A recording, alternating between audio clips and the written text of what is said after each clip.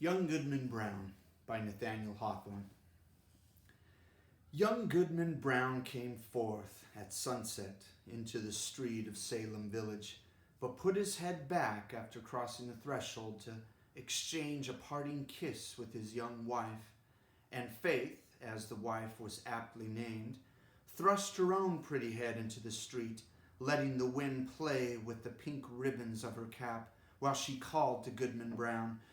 "Dearest heart," whispered she, softly and rather sadly when her lips were close to his ear, "prithee, put off thy journey until sunrise, and sleep in your own bed tonight. A lone woman is troubled with such dreams and such thoughts that she's afeard of herself sometimes. Pray tarry with me this night, dear husband, of all nights in the year." "My love and my faith," replied young Goodman Brown, "of all nights in the year, this one night must I tarry away from thee. My journey, as thou callest it, forth and back again, must needs be done twixt now and sunrise.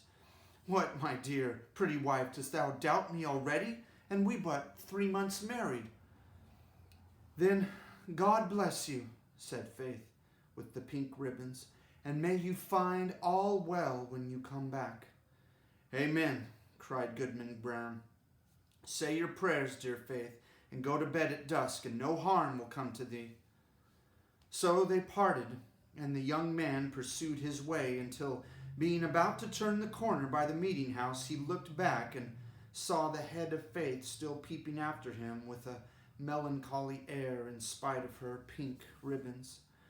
"Poor little Faith," thought he, for his heart smote him. "What a wretch am I to leave her on such an errand. She talks of dreams, too."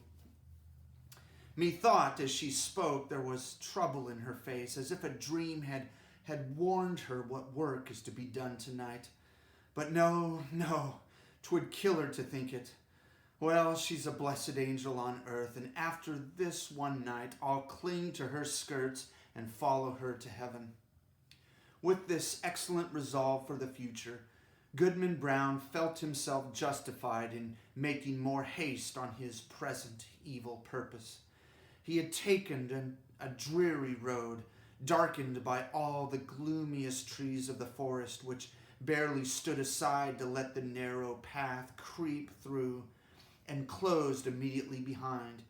It was all as lonely as could be, and there is this peculiarity in such a solitude that the traveler knows not who may be concealed by the innumerable trunks and the thick boughs overhead, so that with lonely footsteps he may yet be passing through an unseen multitude.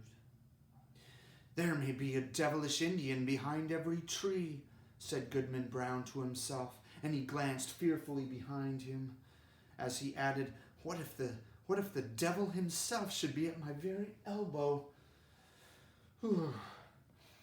His head being turned back, he passed a crook of the road, and looking forward again, beheld the figure of a man in grave and decent attire, seated at the foot of an old tree. He arose at Goodman Brown's approach and walked onward side by side with him. "You are late, Goodman Brown," said he. "The clock of the Old South was striking as I came through Boston, and that is a full 15 minutes agone." "Faith kept me back a while," replied the young man with a tremor in his voice, caused by the sudden appearance of his companion, though not wholly unexpected. It was now deep dusk in the forest, and deepest in that part of it where these two were journeying. As nearly as could be discerned, the second traveler was about 50 years old, apparently in the same rank of life as Goodman Brown, and bearing a considerable resemblance to him, though perhaps more in expression than features. Still, they might have been taken for father and son, and yet, though the elder person was as simply clad as the younger, and as simple in manner too, he had an indescribable air of one who knew the world, and would have felt and would not have felt abashed at the governor's dinner table or in King William's court, were it possible that his affairs should call him thither. But the only thing about him that could be fixed upon as remarkable was his staff, which bore the likeness of a great black snake, so curiously wrought that it might almost be seen to twist and wriggle of itself like a living serpent. This, of course, must have been an ocular deception assisted by uncertain light. "Come, Goodman Brown," cried his fellow traveler, "this is a dull pace for the beginning of a journey. Take my staff if you are so soon weary." "Friend," said the other, exchanging his slow pace for a full stop, "having kept covenant by meeting thee here, it is my purpose now to return whence I came. I have scruples touching the matter thou wast of." "Sayest thou so?" replied he of the serpent, smiling apart. "Let us walk on, nevertheless, reasoning as we go, and if I convince thee not, thou shalt turn back. We are but a little way in the forest yet." "Too far," exclaimed the goodman, unconsciously resuming his walk. "My father never went into the woods on such an errand, nor his father before him. We have been a race of honest men and good Christians since the days of the martyrs, and shall I be the first of the name of Brown that ever took this path, and kept such company, wouldst thou say?" observed the elder person, interpreting his pause. "Well said, Goodman Brown. I have been as well acquainted with your family as ever a one among the Puritans, and that's no trifle to say. I helped your grandfather, the constable, when he lashed the Quaker woman so smartly through the streets of Salem, and it was I that brought your father a pitch pine knot kindled at my own hearth to set fire to an Indian village in King Philip's War. They were my good friends both, and many a pleasant walk have we had along this path, and returned merrily after midnight. I would fain be friends with you for their sake."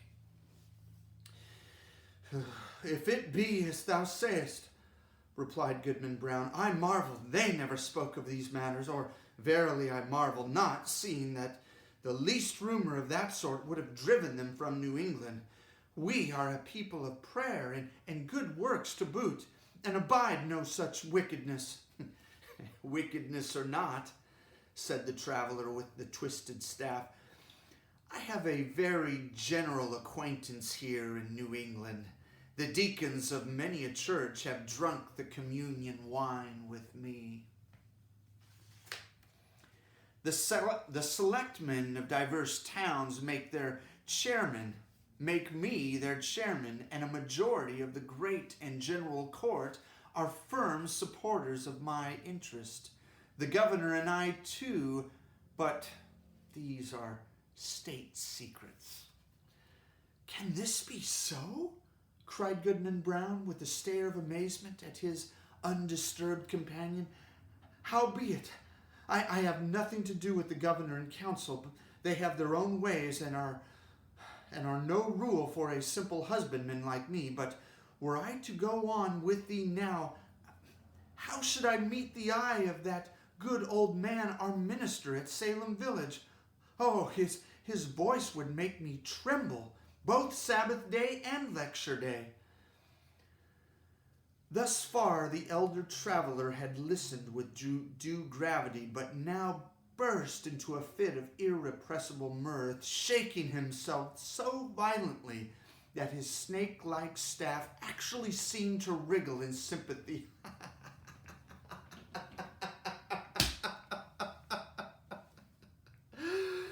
Shouted he again and again, then, composing himself, said, "Well, go on, Goodman Brown, go on, but prithee, kill me. Don't kill me with laughing.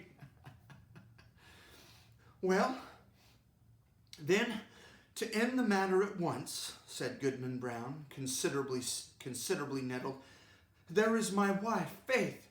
It would break her dear little heart, and I'd rather break my own. Nay, if that be the case, answered the other, even go thy ways, Goodman Brown. I would not for 20 old women, like the one hobbling before us, that Faith should come to any harm. As he spoke, he pointed his staff at a female figure on the path, in whom Goodman Brown recognized a very pious and exemplary dame who had taught him his catechism in youth and was still his moral and spiritual adviser, jointly with the minister and Deacon Gookin. A marvel, truly, that Goody Cloyce should be so far in the wilderness at nightfall, said he. But with your leave, friend, I shall take a cut through the woods until we have left this Christian woman behind. Being a stranger to you, she might ask whom I was consorting with and whither I was going. Be it so, said his fellow traveler. Betake you into the woods, and let me keep the path. Accordingly, the young man turned aside and took care to watch his companion, who advanced softly along the road until he had come within a staff length of the old dame. She, meanwhile, was making the best of her way with singular speed for so aged a woman, and mumbling some indistinct words, a prayer, doubtless, as she went. The traveler put forth his staff and touched her withered neck with what seemed a serpent's tail. The devil! Cried the pious old lady. Then Goody Cloyce knows her old friend, observed the traveler, confronting her and leaning on his writhing stick. Ah, forsooth, and it is your worship indeed, cried the good dame. Yea, truly it is, and in the very image of my old gossip Goodman Brown, the grandfather of that silly fellow that now is. But would your worship believe it, my broomstick hath strangely disappeared, stolen, I suspect, by that unhanged witch Goody Cory, and that too when I was all anointed with the juice of smallage and cinquefoil and wolfsbane, mingled with fine wheat and the fat of a newborn babe, said the shape of old Goodman Brown. Ah, your worship knows the receipt, cried the old lady, cackling aloud. So, as I was saying, being all ready for the evening and no horse to ride on, I made up my mind to foot it, for they tell me there is a nice young man to be taken into communion tonight. But now your good worship will lend me your arm, and we shall be there in a twinkling. That can hardly be, announced her friend. I may not spare you my arm, Goody Cloyce, but here is my staff, if you will. So saying, he threw it down at her feet, where perhaps it assumed life, being one of the rods which its owner had formerly lent to the Egyptian Magi. Of this fact, however, Goodman Brown could not take cognizance. He had cast up his eyes in astonishment, and looking down again, beheld neither Goody Cloyce nor the serpent's staff or the fellow traveler, but only his fellow traveler alone, who waited for him as calmly as if nothing had happened. That old woman taught me my catechism, said the young man, and there was a world of meaning in that simple comment. They continued to walk onward while the elder traveler exhorted his companion to make good speed and persevere in the path, discoursing so aptly that his argument seemed rather to spring up in the bosom of his auditor than to be suggested by himself. As they went, he plucked a branch of maple to serve for a walking stick, and began to strip it of its twigs and little boughs, which were wet with evening dew. The moment his fingers touched them, they became strangely withered and dried up, as with a week's sunshine. Thus the pair proceeded, and at a good free pace, until suddenly, in the gloomy hollow of the road, Goodman Brown sat himself down at the stump of a tree and refused to go any farther. "Friend," said he stubbornly, "my mind is made up. Not another step will I budge on this errand. What if a wretched old woman do choose to go to the devil when I thought she was going to heaven? Is it any reason why I should quit my dear faith and go after her?" "You will think better of this by and by," said his acquaintance composedly. "Sit here and rest yourself a while, and when you feel like moving again, there is my staff to keep you moving along." Without more words, he threw his companion the maple stick and was as speedily out of sight as if he had vanished into a deep evening gloom. The young man sat a few moments by the roadside, applauding himself greatly and thinking with how clear a conscience he could meet the minister in the morning walk, nor shrink from the eyes of good old Deacon Gookin, and with what calm sleep would be his that very night, which was to have been spent so wickedly, but purely and sweetly now in the arms of faith. Amidst these pleasant and praiseworthy meditations, Goodman Brown heard a tramp of horses along the road, and deemed it advisable to conceal himself within the verge of the forest, conscious of the guilty purpose that had brought him thither, though now so happily turned from it. On came the hoof tramps and the voices of the riders, two grave old voices conversing soberly as they drew closer. These mingled sounds appeared to pass along the road within a few yards of the young man's hiding place, but, owing doubtless to the depth of his gloom at that particular spot, neither the travelers nor their steeds were visible, though their figures brushed the small boughs by his wayside. It could not be seen that they were intercepted, even for a moment, by the faint gleam from the strip of bright sky athwart which they must have passed.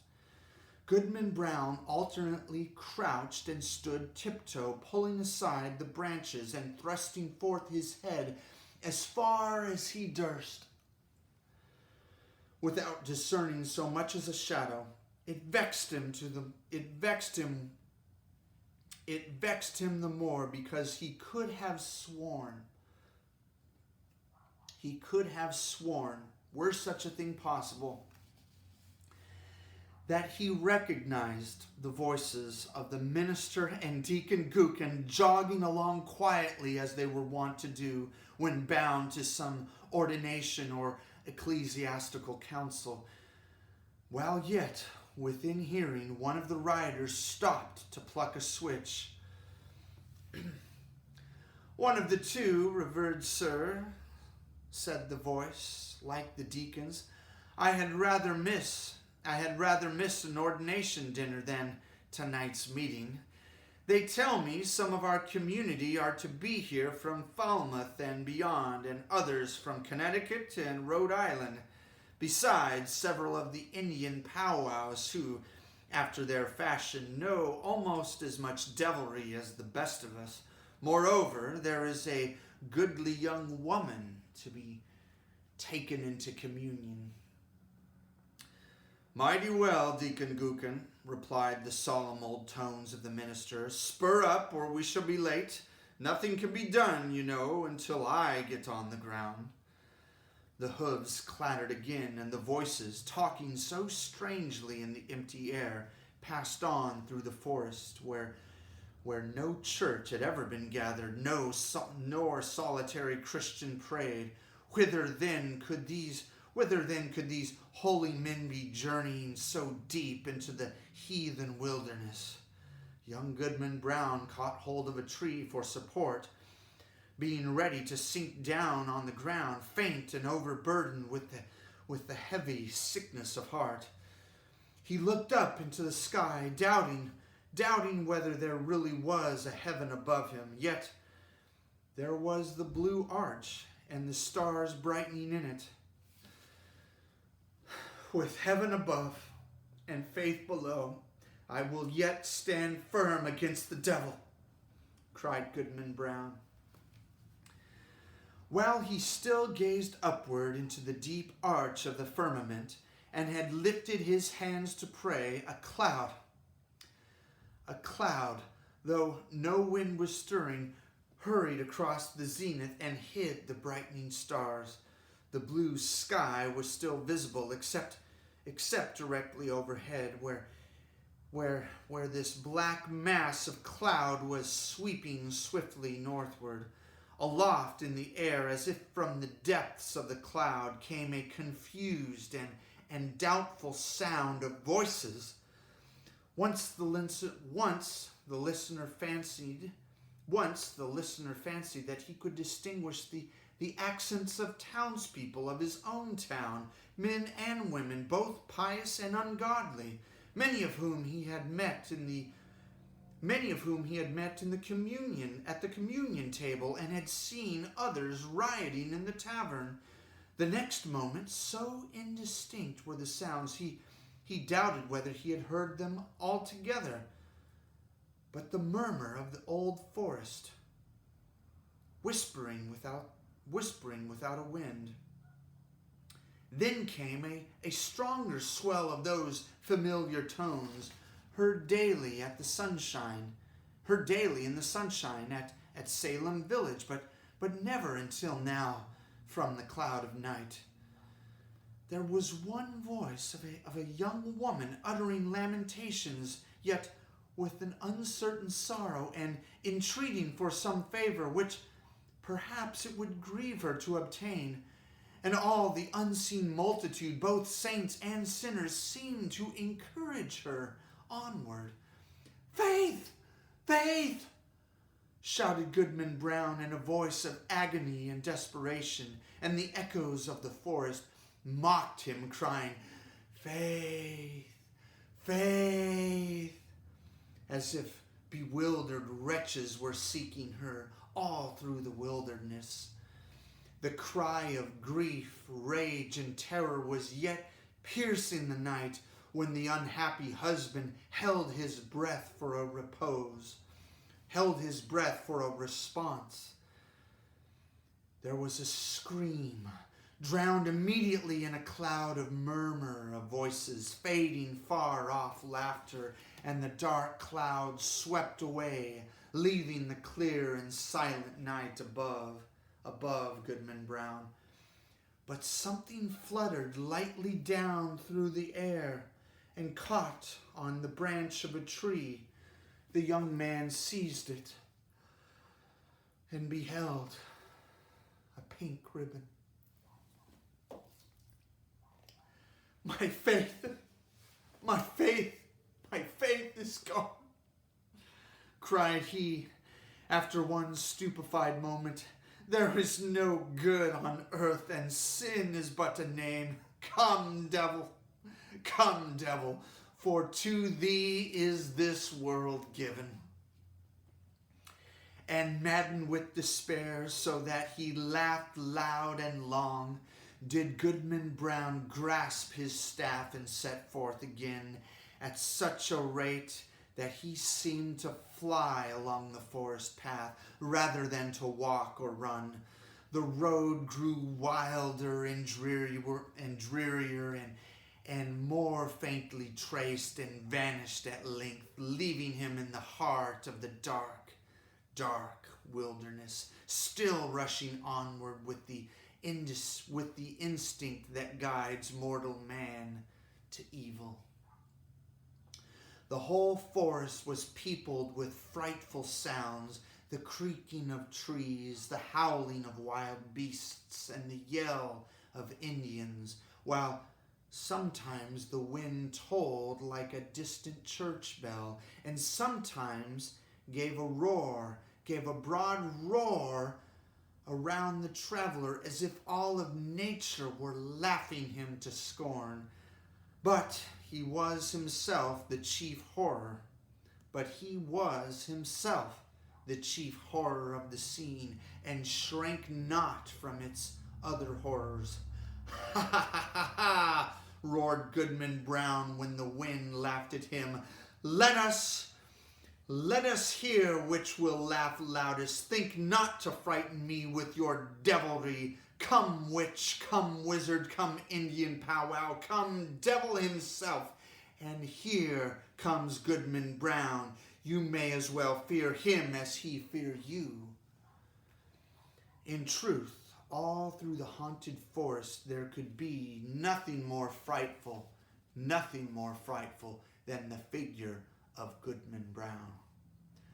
On he flew among the black pines, brandishing his staff with frenzied gestures, now giving vent to an inspiration of horrid blasphemy, and now shouting forth such laughter as set all the echoes of the forest laughing like demons around him. The fiend in his own shape is less hideous than when he rages in the breast of man. The fiend in his own shape is less hideous than when he rages in the breast of man. Thus sped the demoniac on his course until, quivering among the trees, he saw a red light before him, as when felled trunks and branches of a clearing have been set on fire, and throw up their lurid blaze among the sky at the hour of midnight. He paused. In a lull of the tempest that has driven him onward, and heard the well of what seemed to him rolling solemnly from the distance, and with the weight of many voices. He knew the tune. It was a familiar one in the choir of the village meeting house.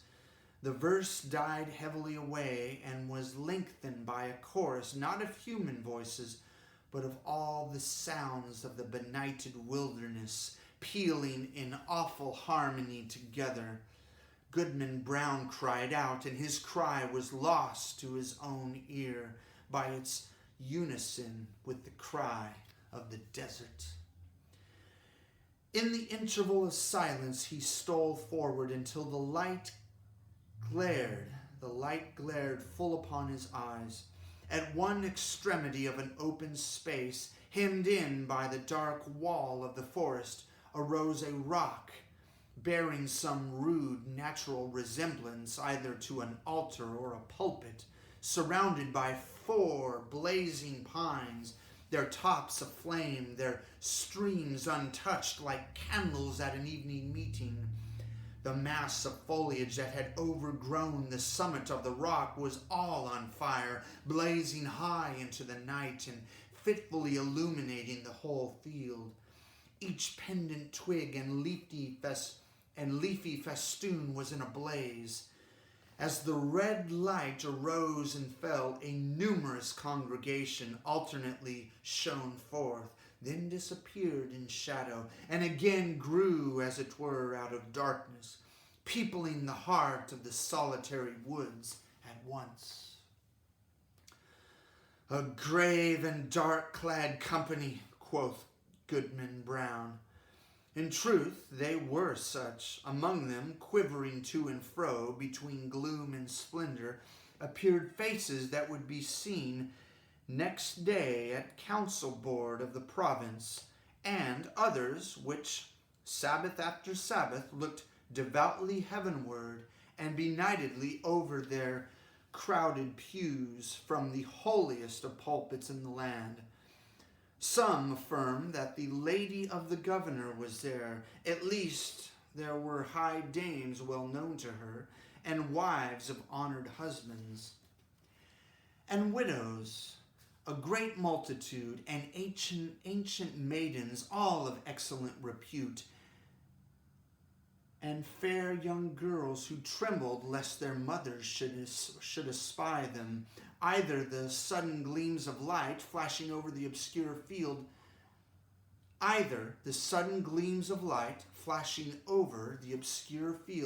bedazzled Goodman Brown, or he recognized a score of the churchgoers of Salem village, famous for their especial sanctity.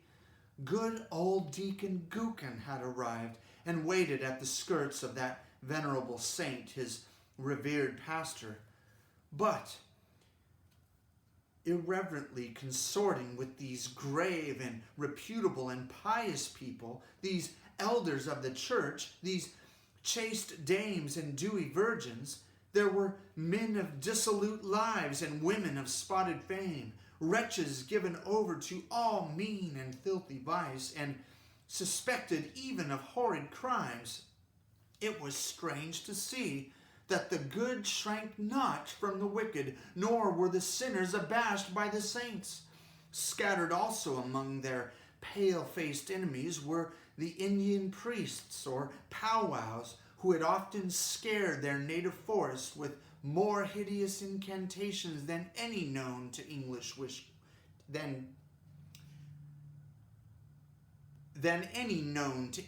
witchcraft.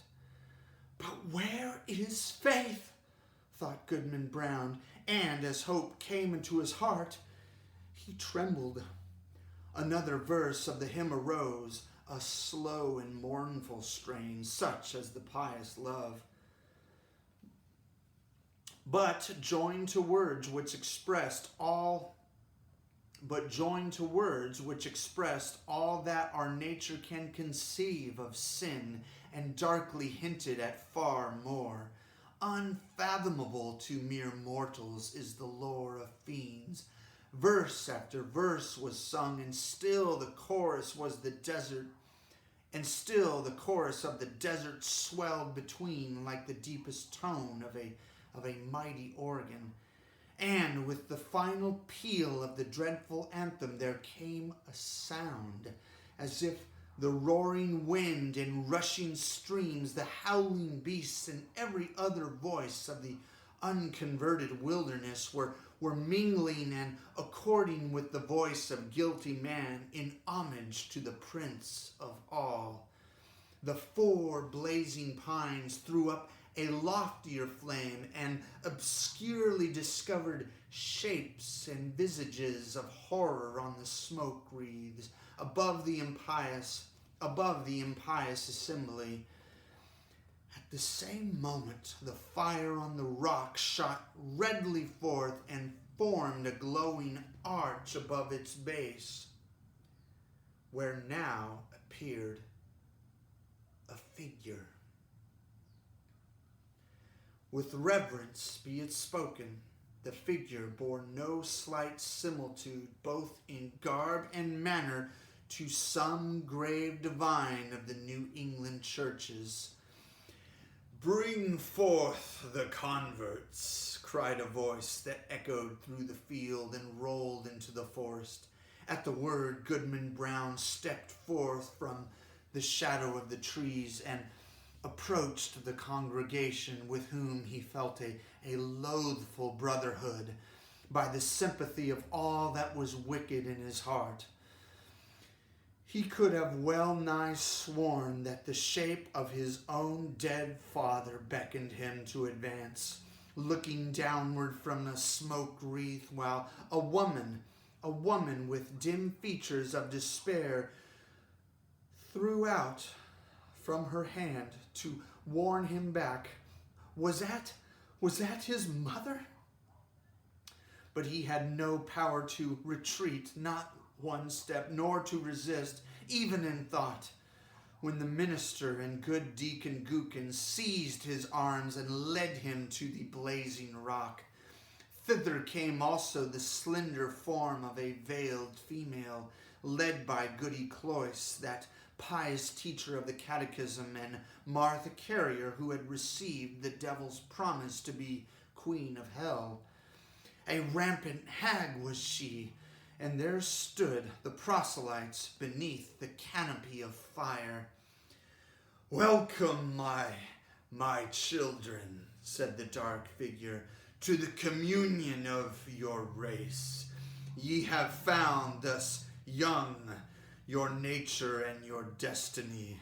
My children, look behind you." They turned, and flashing forth, as it were, in a sheet of flame, the fiend worshippers were seen. The smile of welcome gleamed darkly on every visage. "There," resumed the sable form, "are all whom ye have reverenced from youth. Ye deemed them holier than yourselves, and shrank from your own sin, contrasting it with your lives, contrasting it with their lives of righteousness and prayerful aspirations heavenward. Yet here they all are in my worshiping assembly.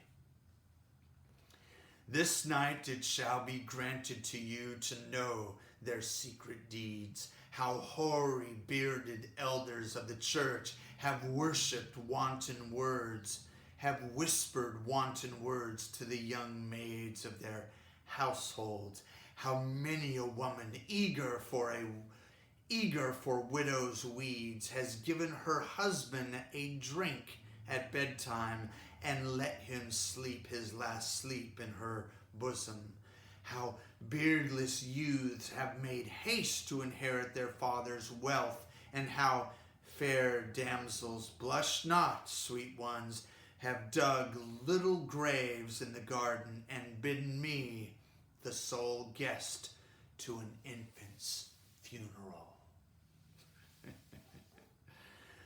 By the sympathy of your human hearts for sin, ye shall scent out all the places, whether in church, bedchamber, street, field, or forest, where crime has been committed, and shall exult to behold the whole earth one stain of guilt, one mighty blood spot. For more than this, it shall be yours to penetrate in every bosom the deep mystery of sin, the fountain of all wicked arts, and which inexhaustibly supplies more evil impulses than my power at its utmost can make manifest in deeds. And now, my children, look upon each other. They did so, and by the blaze of the hell-kindled torches, the wretched man beheld his faith, and the wife, her husband, trembling before that unhallowed altar. "Lo, there ye stand, my children," said the figure in a deep and solemn tone, almost sad with its despairing awfulness, as if his once angelic nature could yet mourn for our miserable race. "Depending upon another's hearts, ye had still hoped that virtue were not all a dream. Now ye are deceived. Evil is the nature of mankind. Evil must be your only happiness. Welcome again, my children, to the communion of your race." "Welcome, welcome," repeated the fiend worshippers in one cry of despair and triumph. And there they stood, the only pair, as it seemed, who were yet hesitating on the verge of wickedness in this dark world. A basin was hollowed naturally in the rock. Did it contain water reddened by the lurid light, or was it blood, or perchance a liquid flame, herein the shape of evil did dip his hand and prepare to lay the mark of baptism upon their foreheads, that they might be partakers of the mystery of sin, more conscious of the secret guilt of others, both in deed and thought, than they could now be of their own. The husband cast one look at his pale wife, and Faith at him. What polluted wretches would the next glance show them to each other, shuddering alike at what they disclosed and what they saw. "Faith! Faith!" cried the husband. Look up to heaven, and resist the evil one." Whether Faith obeyed, he knew not. Hardly had he spoken when he found himself, amid calm night and solitude, listening to the roar of the wind, which died heavily away through the forest. He staggered against the rock and felt it chill and damp, while a hanging twig that had been all on fire besprinkled his cheek with the coldest dew. The next morning, young Goodman Brown came slowly into the streets of Salem village, staring around him like a bewildered man. The good old minister was taking a walk along the graveyard to get an appetite for breakfast and meditate his sermon, and bestowed a blessing as he passed on Goodman Brown. He shrank back from the venerable saint as if to avoid an anathema. Old Deacon Gookin was at domestic worship, and the holy words of his prayer were heard through the open window. "What God doth the wizard pray to?" quoth Goodman Brown. Goody Cloyce, that excellent old Christian, stood in the early sunshine at her own lattice, catechizing a little girl who had brought her a pint of morning milk. Goodman Brown snatched away the child as from the grasp of the fiend himself. Turning the corner by the meeting house, he spied the head of Faith with the pink ribbons gazing anxiously forth, and bursting into such joy at the sight of him that she skipped along the street and almost kissed her husband before the whole village. But Goodman Brown looked sternly and sadly into her face and passed on without a greeting. Had Goodman Brown fallen asleep in the forest and only dreamed a wild dream of a witch's meeting? Be it so, if you will, but alas, it was a dream of evil omen for young Goodman Brown. A stern, a sad, a darkly meditative, a distrustful, if not a desperate man did he become from the night of that fearful dream. On the Sabbath day, when the congregation were singing a holy psalm, he could not listen, because an anthem of sin rushed loudly upon his ear and drowned all the blessed strain. When the minister spoke from the pulpit with power and fervid eloquence, and with his hand upon the open Bible of the sacred truths of our religion, and of saint-like lives and triumphant deaths, and of future bliss or misery unutterable, then did Goodman Brown turn pale, dreading lest the roof should thunder down upon the gray blasphemer and his hearers. Often, awakening suddenly at midnight, he shrank from the bosom of faith, and at the morning or eventide, when the family knelt down in prayer, he scowled and muttered to himself and gazed sternly at his wife and turned away. And when he had lived long and was borne to his grave a hoary corpse, followed by Faith, an aged woman, and children and grandchildren, and goodly procession besides, neighbors, not a few, they carved no hopeful verse upon his tombstone, for his dying hour was an hour of gloom.